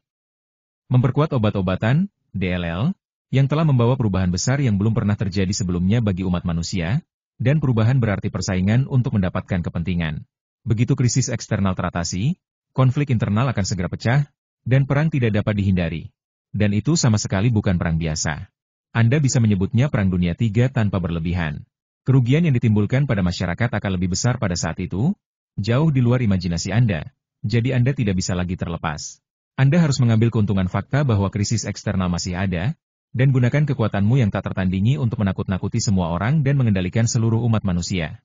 Mata Zhong Zheng tertuju dan dia akhirnya mengucapkan kata-kata terakhir. Hanya dengan cara ini Anda dapat menghindari perang yang mempengaruhi seluruh dunia. Ya, mungkin ketika Anda mengambil tindakan, beberapa orang akan menentang Anda dan bahkan memiliki konflik sengit dengan Anda. Konflik? Tetapi saya ingin mengatakan bahwa konflik ini tidak ada apa-apanya dibandingkan dengan perang yang mungkin terjadi di masa depan. Dan saya juga sangat yakin bahwa dengan kekuatan Anda yakin untuk membatasi konflik ini hingga skala terkecil menyebabkan kerugian besar bagi masyarakat. Melihat Zhao Ling berpikir, Zhong Zheng berdiri dan berkata, oke, tidak perlu terburu-buru dalam masalah ini. Hari ini saya hanya mengemukakan beberapa pendapat saya sendiri, tetapi keputusan akhir ada di tangan Anda. Anda dapat memikirkannya terlebih dahulu. Saya pergi. Mau kemana? Tentu saja saya sedang mencari tempat tinggal. Zhong Zheng tiba-tiba melihat ke arah orang kaya dan menunjuk ke sekeliling. Saya seorang pegawai negeri. Bagaimana saya bisa punya uang untuk tinggal di kamar presidensial ketika saya pergi? Keluar seperti orang kaya sepertimu? Zhao Ling menyeringai. Hei, Lao Zhong, jika kamu ingin tinggal, saya dapat membantumu membayarnya. Tidak perlu? Apakah kamu ingin orang-orang dari Komisi Inspeksi Disiplin datang dan minum teh bersamaku? Zhong Zheng mendengus, berbalik dan pergi. Melihat pintu perlahan tertutup, ekspresi Zhao Ling menjadi tenang. Roh Kudus, apa pendapatmu tentang apa yang baru saja dikatakan Zhong Zheng? Cahaya putih keluar dari sela alisnya dan berubah menjadi kura-kura kecil di atas meja kopi. Roh Kudus menggelengkan kepalanya dan berkata, saya pikir dia benar. Kamu memang agak terlalu tidak terbantahkan, dan bahkan sudah mencapai titik di mana seseorang berani memprovokasi kamu. Misalnya, kali ini menunda promosi ramuan penguat, itu kemungkinan besar seseorang sedang menguji keuntungan Anda untuk melihat seberapa jauh Anda dapat menoleransinya. Haha, uji aku. Sepertinya ada banyak orang pintar di dunia ini. Ya? Mereka benar-benar pintar, sehingga mereka bahkan tidak tahu siapa mereka. Mereka mengira kamu adalah orang tua yang baik, tapi nyatanya, hehe. Roh Kudus tersenyum dan merangkai di atas meja kopi dengan keempat kakinya yang pendek tetapi sejujurnya. Zhao Ling, kamu benar-benar harus lebih berhati besi. Seperti yang dikatakan Zhong Zheng, mungkin seseorang akan menentangmu. Mungkin beberapa orang akan menentangmu. Mengatakan bahwa Anda diktator, tapi lalu kenapa? Bahkan jika mereka benar-benar berkumpul untuk melawan Anda, berapa banyak masalah yang akan ditimbulkannya? Ya, sepertinya aku menarik benangnya terlalu longgar, yang membuat beberapa belalang mengira mereka punya peluang, jadi mereka melompat terlalu gembira. Zhao Ling berdiri dan berjalan ke jendela dari lantai ke langit-langit. Dia meletakkan tangannya di belakang punggung dan melihat keluar jendela pada malam yang redup. Belalang setelah musim gugur tidak bisa melompat selama beberapa hari, jadi tidak apa-apa. Jika kamu bisa melompat selama beberapa hari, kamu bisa melompat selama beberapa hari dulu. Aku akan menunggu dan menunggu sampai kalian semua melompat keluar dan tidak bisa bersembunyi. Jangan salahkan aku. Tidak ada yang bisa dikatakan sepanjang malam. Pada siang hari berikutnya, seorang pria berjalan perlahan dari kejauhan di sebuah kedai kopi di pusat kota Vancouver. Mata Viper sangat waspada. Dia dengan hati-hati berjalan ke pintu kedai kopi, memeriksa lingkungan sekitar, lalu membuka pintu dan masuk. Segera, dia berjalan ke tempat duduk, dan ada seorang pria oriental menunggunya di seberang. Viper duduk dengan tatapan dingin. Dia tahu pria di seberangnya. Namanya Han Qize. Tidak ada omong kosong di antara mereka berdua. Han Qize langsung menyerahkan tas kulit di tangannya kepada Viper. Misimu selesai. Ini adalah hadiah yang pantas kamu dapatkan. Hitung. Tidak perlu menghitung sekarang. Jika kamu menemukan nomornya salah ketika kamu kembali, aku akan kembali dan membunuhmu, kata Viper dingin, mengambil tas dan bersiap untuk pergi. Tapi tiba-tiba, Han Qize menghentikannya. Tunggu, ada satu hal lagi. Mata ular beludak itu menjadi dingin, dan dia dengan samar mengucapkan satu kata, bicaralah. Aku juga ingin memintamu membunuh seseorang. Kamu harus mengenalnya. Han Qize mengeluarkan foto dari sakunya dan menyerahkannya. Aku hanya tidak tahu apakah kamu berani menerima kesepakatan ini? Haha, tidak ada seorang pun di dunia ini yang tidak berani kubunuh. Viper mencibir dengan jijik, tapi saat melihat foto itu, matanya langsung membeku. Apakah itu dia? Kamu sangat berani, bahkan berani menyentuhnya? Apa? Kamu takut? Ekspresi Han Qize tenang. Senyuman kejam dan gila muncul di sudut mulut ular berbisa. Sudah kubilang sebelumnya, tidak ada seorang pun di dunia ini yang tidak berani kubunuh. Tapi status orang ini istimewa, harga yang kuminta akan sangat tinggi, dan butuh waktu lama untuk mempersiapkannya. Tidak masalah, kami tahu tidak mudah membunuhnya, jadi kami bisa menunggu, dan harganya berapapun yang Anda mau. Syaratnya kami hanya bisa berhasil dan tidak gagal. Oke, aku akan menerima kesepakatan ini. Haha. Sepertinya aku harus mencari jalan keluar kali ini. Kalau tidak, jika aku membunuh orang ini, aku akan dicari di seluruh dunia. Viper mengeluarkan korek api dan membakar foto tersebut, lalu berdiri dan meninggalkan kafe. Segera setelah itu, Han Qize pun membayar dan pergi. Tepat setelah keduanya pergi, tiga pria yang sedang mengobrol di meja kopi di sebelah mereka tiba-tiba berhenti, dengan tatapan penuh arti di mata mereka. Salah satu dari mereka tiba-tiba bertanya, sayang sekali mereka membakar foto itu. Zhao Ling. Apakah ada cara bagi Anda untuk mengetahui siapa orang di foto itu? Zhao Ling, jika Viper dan Han Qize masih di sini, mereka mungkin akan terkejut, karena hubungan yang mereka anggap rahasia tadi ternyata dilihat oleh orang lain. Ketiga orang ini tidak lain adalah Zhao Ling, Zhong Zheng dan Wang Jiangwo setelah mereka menyamar. Ketika Zhao Ling mendengar ini, dia melihat sekeliling dan memastikan tidak ada yang memperhatikan. Dia memutar tangan kanannya dan menyalin foto yang baru saja dibakar oleh ular berbisa itu. Mari kita lihat. Tujuan mereka akan mengejutkanmu. Haha, aku tidak menyangka mereka begitu berani. Zhao Ling mencibir dan menyerahkan foto itu kepada mereka berdua. Zhong Zheng mengambil foto itu dan melihatnya, Matanya langsung melebar. Dan mata Wang Jiangwo juga dipenuhi rasa tidak percaya ketika dia melihat bahwa orang di foto itu sebenarnya adalah Kilo, presiden pertama pemerintah Federasi Bumi. Mereka sebenarnya mengincar Kilo. Kenapa? Zhong Zheng bertanya dengan heran. Wang Jiangwo menebak sejauh yang saya tahu. Kilo sepertinya telah memberi perintah untuk mulai menyelidiki seseorang yang menunda promosi ramuan penguat. Mungkinkah mereka punya dendam karena ini? Sungguh sombong. Bahkan Kilo berani menyentuhnya. Ini adalah pelanggaran hukum yang sebenarnya. Zhao Ling tersenyum sedikit. Ngomong-ngomong, apakah kamu tahu identitas Han Qize? Wang Jiangwo mengetuk meja. Seorang Amerika keturunan Korea terlihat seperti pekerja kerah putih biasa di permukaan. Tetapi menurut informasi yang kami dapatkan, dia diam-diam telah melakukan kontak dekat dengan keluarga Ford, jadi saya punya alasan untuk percaya bahwa apa yang terjadi kali ini, kemungkinan besar keluarga Ford yang mengendalikannya. Keluarga Ford? Zhao Ling tidak menyangka dia akan mendengar nama ini lagi. Ngomong-ngomong, sesuatu terjadi pada keluarga Ford kemarin sebelum Anda tiba di Vancouver. Ada apa? Saya mendengar bahwa seorang pencuri wanita mencuri ramuan penguat dari keluarga Ford. Mata Wang Jiangwo sedikit main-main, dan dia berkata dengan tajam, tetapi ada satu hal yang aneh. Hanya untuk ramuan penguat ini, semua kekuatan keluarga Ford di Vancouver benar-benar keluar. Haha, ini sepertinya terlalu berlebihan. Pencuri perempuan? Zhao Ling mengangkat alisnya. Bukankah itu pencuri perempuan bernama Jennifer Winslet? Wang Jiangwo sedikit terkejut. Bagaimana Anda tahu itu dia? Kami baru mengetahui identitas pencuri wanita dari beberapa saluran pagi ini. Zhao Ling tersenyum. Tidak apa-apa. Saya kenal wanita ini, dan saya baru bertemu dengannya 2 hari yang lalu. Saya kebetulan tahu bahwa dia berencana mencuri barang-barang keluarga Ford, tetapi saya tidak menyangka bahwa targetnya sebenarnya adalah penguatan obat. Ternyata dia adalah temanmu. Apakah kita perlu mengambil tindakan? Kekuatan keluarga Ford jauh melampaui kemampuan pencuri. Aku khawatir dia putus asa sekarang. Baiklah, temukan jejak wanita itu secepat mungkin dan lindungi dia. Saya tidak ingin sesuatu terjadi padanya. Oke, saya mengerti. Wang Jiangwo mengangguk. Ngomong-ngomong, apa yang akan Anda lakukan terhadap keluarga Ford? Ayo kita cari Jennifer dulu. Aku lebih tertarik dengan ramuan penguat yang ada di tangannya. Haha, aku mau lihat ramuan penguat seperti apa yang membuat keluarga Ford yang kuat bereaksi begitu banyak. Dimengerti? Saya akan menemukan Jennifer secepatnya. Selain itu, saya akan mengirim orang untuk mengawasi keluarga Ford. Wang Jiangwo menjawab, lalu dia dan Zhong Zheng terdiam, tanpa ragu-ragu untuk berbicara. Melihat mereka berdua menahan ketidaknyamanan mereka, Zhao Ling tersenyum diam-diam di dalam hatinya dan berkata, "Oke, jika ada yang ingin kamu katakan, tanyakan saja." Haha, itu terjadi kemarin. Aku ingin tahu bagaimana pendapatmu tentang hal itu? Zhong Zheng bertanya dengan hati-hati. Sepertinya Lao Zhong, kamu sudah berkomunikasi dengan Lawang kemarin. Menurutku bahkan para petinggi pun seharusnya sudah tahu tentang percakapanmu denganku kemarin, kan? Kata Zhao Ling sambil menyesap kopi. Ya, kami telah melaporkan kejadian kemarin kepada atasan, dan sekarang semua orang menunggu balasan Anda. Zhong Zheng memandang Zhao Ling dengan mata tajam. Wang Jiangwo juga tersenyum dan menggema Zhao Ling. Saya sangat mengenal orang-orang tua di atas. Saya khawatir mereka semua tenang di permukaan, tetapi kenyataannya hati mereka gelisah. Jangan mengecewakan mereka, hati orang-orang tua itu tidak tahan. Hahaha.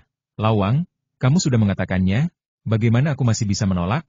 Zhao Ling berkedip dan berkata sambil tersenyum. Apa? Kamu benar-benar setuju? Hahaha, bagus sekali.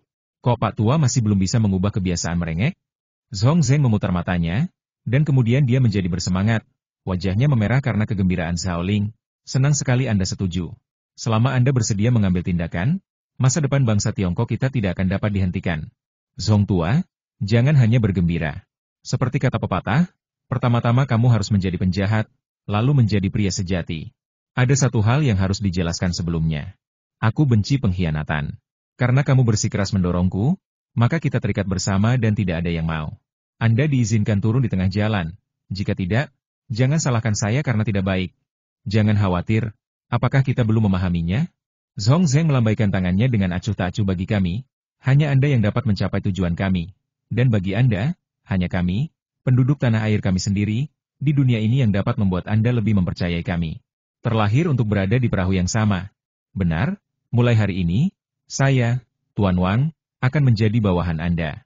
Mulai sekarang, selama itu adalah perintah Anda dari Zhao Ling, saya, Tuan Wang, berjanji untuk melaksanakannya tanpa diskon apapun. Jiangwo berkata sambil tertawa. Kamu sangat ingin menunjukkan kesetiaanmu, Wang Tua. Menurutku kamu benar-benar berpotensi menjadi pengkhianat. Apa yang kamu bicarakan? Wang Jiangwo melotot Zhong Jangan berpikir bahwa aku tidak akan berani memukulmu di luar. Percaya atau tidak, aku memukulmu sampai kamu tidak bisa menyentuh istrimu selama 3 hari. Ahem. Zhao Ling tersedak kopinya. Benar saja, Wang Jiangwo sangat berterus terang dan bisa mengancam orang dengan ekstasi seperti itu. Dia meletakkan kopinya dan berkata ngomong-ngomong, Lao Zhong, yang terbaik adalah merahasiakan masalah di antara kita dulu. Bahkan orang-orang kita sendiri, jika mereka tidak cukup tinggi, jangan ungkapkan. Apakah kamu mencoba memancing ular itu keluar dari lubangnya? Baiklah, saya ingin mempertahankan situasi saat ini terlebih dahulu dan melihat siapa lagi yang ingin melompat keluar. Dimengerti? Kami akan memblokir berita sesuai dengan perintah Anda. Kecuali saya dan Lawang, setidaknya orang setingkat Sushi Cheng akan mengetahui tentang Anda dan urusan kami. Itu tergantung pada Anda kapan berita itu akan dipublikasikan. Oke, kalau begitu masalah ini sudah diputuskan. Mari kita berurusan dengan keluarga Ford dulu. Saya ingin melihat seberapa dalam keterlibatan mereka dalam menunda promosi ramuan penguat. Zhao Ling berkata dengan mata serius. Di malam hari, pencarian keluarga Ford masih belum berhenti. Mereka seperti anjing liar gila, berusaha menemukan Jennifer dengan segala cara. Saat ini, di gang terpencil di pintu belakang sebuah bar, seorang wanita cantik sedang duduk di tanah sambil terengah-engah. Wanita ini adalah Jennifer, yang dikejar hingga kelelahan oleh keluarga Ford. Sekelompok bajingan mengejarku seperti ini. Jennifer mengumpat dengan marah. Dia diburu terus-menerus selama sehari semalam. Dari kemarin sampai sekarang, dia bahkan tidak menutup matanya satupun. Untuk berjaga-jaga, dia sudah menemukan tempat untuk menyembunyikan ramuan penguat dan kotak hitam kecil. Sebenarnya dia ingin sekali meminum ramuan penguat tersebut, namun dia hanya memikirkannya saja, karena begitu ramuan penguat tersebut diminum, dia akan menjadi lemah selama seminggu. Dengan begitu, dia bahkan tidak akan mempunyai kesempatan untuk berlari ketika dihadapkan dengan pengejaran. Mengapa ini terjadi? Apakah kali ini benar-benar akan berakhir? Ya Tuhan, jika seseorang bisa menyelamatkanku sekarang, tidak peduli siapa orangnya, aku akan segera menikah dengannya. Jennifer berkata tidak masuk akal. Dia merasa tubuhnya benar-benar akan roboh, dan perasaan krisis di hatinya semakin kuat, karena dia tahu bahwa pengejaran yang paling berbahaya sebenarnya belum dimulai. Orang-orang yang mengejarnya sekarang hanyalah orang-orang biasa. Dengan keterampilan dan kemampuan sembunyi-sembunyi yang dia kembangkan sebagai pencuri, dia hampir tidak bisa mengatasinya. Namun jangan lupa, anak-anak keluarga Ford telah dikuatkan, dan kebugaran fisik mereka jauh melebihi orang biasa. Selama pelariannya sebelumnya, Jennifer mendengar bahwa beberapa anak dari keluarga Ford akan datang ke Vancouver. Orang-orang itu bukanlah orang bodoh seperti Chas. Tea. Tiba-tiba, suara langkah kaki yang berisik terdengar di luar gang, dan saraf Jennifer langsung menegang seseorang datang. Dia dengan cepat mengumpulkan sedikit kekuatan yang tersisa dan berdiri, siap untuk melarikan diri ke pintu keluar gang yang lain. Tetapi saat berikutnya, ada langkah kaki di luar pintu keluar itu, dan kemudian lebih dari 10 orang bergegas masuk. Jennifer dengan cepat berbalik, hanya untuk melihat lebih dari 10 orang bergegas ke gang di belakang. Dalam sekejap, dia berada dalam situasi putus asa sial, itu diblokir. Lebih dari 30 orang dengan tatapan galak berjalan menuju tengah dari kedua sisi. Ini benar-benar musuh yang kuat di depan dan pengejar di belakang. Jennifer gugup, menarik napas dalam-dalam, dan tiba-tiba berlari keluar seperti seekor ceetah, lalu menendang dinding dengan telapak kakinya, dan berlari dengan rapi ke atas dinding di pinggir gang. Kemudian dia tidak berani menunda, dan segera melompat ke sepanjang tembok menuju rumah di sebelahnya, lalu melarikan diri tanpa nyawanya. Di belakangnya, beberapa pria terampil telah memanjat tembok untuk mengejar, sementara yang lain berbalik dan bergegas keluar gang, mengejar pengejaran di jalanan di bawah. Berhenti, wanita sialan, kamu tidak bisa lari. Kalian, pergilah dari sisi itu dan cegat dia di depan. Kalian jangan biarkan dia kabur lagi kali ini. Segera beritahu Tuan Muda bahwa kami telah menemukan wanita itu. Kita sudah diberitahu, tapi sebaiknya kita menangkap wanita ini sebelum Tuan Muda datang. Dengan begitu kita akan memberikan kontribusi yang besar. Apakah ada yang melihat kotak hitam yang disebutkan Tuan Muda? Saya rasa saya tidak menemukannya pada wanita ini. Tangkap dia dulu, mungkin dia sudah menyembunyikan barangnya. Sekelompok pria kejam mengejar sementara Jennifer melarikan diri untuk menyelamatkan nyawanya. Wanita ini layak menjadi pencuri ulung. Dia bisa menjangkau dengan sangat cepat dan melompat dari rumah ke rumah. Kecepatannya jauh lebih cepat dibandingkan para pria itu. Namun, parkour perkotaan tidak begitu menyenangkan. Latihan intens semacam ini menghabiskan banyak energi. Selain itu, Jennifer telah melarikan diri selama sehari semalam, dan kekuatan fisiknya sudah lama terkuras pada. Sial, kita tidak boleh ditangkap oleh mereka. Kalau tidak kita akan mati. Jennifer begitu cemas hingga ia terus berlari sambil mengamati keadaan sekitar dengan cermat, mencari peluang untuk benar-benar lepas dari pengejarnya. Tiba-tiba, matanya beralih ke jalan di bawah. Ada sebuah toko serba ada di sana. Dan seorang pengemudi baru saja memarkir mobilnya di pinggir jalan dan memasuki toko serba ada untuk membeli sesuatu. Peluang. Mata Jennifer menyipit dan dia tidak berani ragu sama sekali. Dia seperti monyet, melompat dan memanjat dengan cepat di antara atap rumah, dan segera mencapai atap toko serba ada. Saat ini, para pengejar sudah bergegas dari satu sisi jalan. Bahkan ada yang bergegas ke tempat yang hanya berjarak 20 atau 30 meter dari toko serba ada. Jennifer tidak berani menunda, menarik napas dalam-dalam, dan tiba-tiba melompat dari atap toko serba ada. Saat dia mendarat, tubuhnya berguling di tempat, menghilangkan benturan yang sangat besar dan mengurangi kerusakan pada tubuhnya. Lalu dengan cepat bergerak menuju tempat itu. Pria yang mengejar itu menyadari ada yang tidak beres dan segera mempercepat kecepatan larinya. Waktu sepertinya melambat saat ini. Jennifer hanya bisa melihat mobilnya. Dia tahu bahwa selama dia masuk ke dalam mobil, dia bisa melarikan diri. Teriakan para pengejar di belakangnya semakin dekat, dan Jennifer bahkan merasakan nafas panas para pria itu bertiup di punggungnya. Tiba-tiba, dia merasakan sebuah tangan meraih pakaian di punggungnya tidak bagus. Ekspresi Jennifer berubah dengan liar. Dia hampir menggunakan seluruh kekuatannya untuk melepaskan diri dari tangan itu, dan akhirnya bergegas ke mobil. Dia mengulurkan tangannya untuk membuka pintu, masuk, dan kemudian menutup pintu dengan seluruh kekuatannya bang. Suara pintu mobil yang tertutup seakan menghilangkan sisa tenaga Jennifer yang terakhir, ia langsung pingsan. Dadanya naik turun dengan hebat saat ia bernapas dengan putus asa, dan wajahnya pucat tanpa bekas darah. Namun saat ini, tidak ada waktu baginya untuk beristirahat. Ledakan. Bang-bang. Tiba-tiba, suara ketukan yang keras terus berlanjut, dan seluruh mobil berguncang. Jennifer berbalik dan melihat orang-orang itu bergegas mendekat dan dengan marah menghancurkan mobil itu dengan tinju mereka. Wanita sialan, kamu tidak bisa lari. Turunlah sekarang. Sialan, aku membiarkan wanita ini memanfaatkanku lagi. Temukan sesuatu untuk menghancurkan mobilnya. Aku sangat marah. Aku akan merasa senang saat menangkap wanita ini. Dan aku, sial, wanita ini sangat kuat. Dengan begitu banyak dari kita yang mengejarnya, dia benar-benar melarikan diri selama sehari semalam. Aku paling suka wanita liar seperti ini. Hahaha, apa kamu lihat cara wanita ini berlari di atas atap tadi? Kakinya yang panjang itu kuat banget. Kalau kamu ketahuan pasti asyik. Dan pinggang kecil serta pantat montok itu sangat mengasyikkan. Sial, aku sudah memutuskan bahwa saat aku menangkapnya, aku harus menjadi orang pertama yang melakukannya. Tak satu pun dari kalian boleh bersaing denganku. Mendengarkan kata-kata cabul di luar dan suara mobil ditabrak hingga tewas, rasa malu di hati Jennifer berubah menjadi air mata yang keluar tak terkendali dari matanya. Mengapa ini terjadi? Mengapa ini terjadi?